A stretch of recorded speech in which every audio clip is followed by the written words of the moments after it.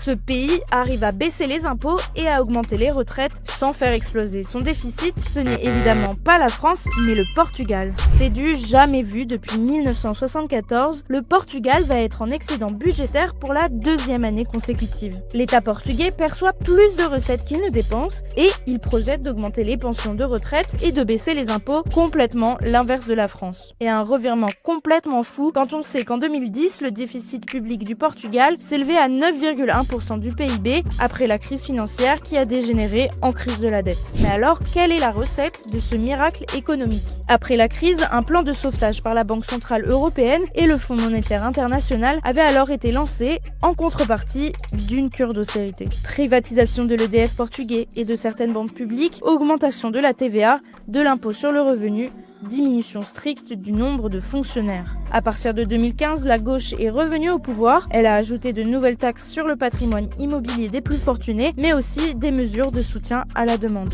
De nombreuses incitations fiscales ont été proposées aux entreprises attirées par la faiblesse du coût du travail. Le salaire minimum y est ainsi le plus faible d'Europe occidentale, 1015 € en 2025. Cette méthode a su séduire les entreprises et les particuliers français. En 2022, l'Hexagone était le deuxième investisseur direct étranger au Portugal, après l'Espagne, avec 17 milliards d'euros et 750 entreprises tricolores. Le pays reposait autrefois sur l'agriculture et la construction, mais la structure de l'emploi s'est recomposée et se tourne plutôt vers les services publics, l'hôtellerie-restauration ou le commerce. Le revers de la médaille, c'est que l'afflux de retraités et de touristes a contribué à aggraver la crise du logement que connaît le pays, comme en Espagne. Depuis 2015, les prix de l'immobilier ont augmenté de 124% contre une hausse de 53% en moyenne dans l'UE.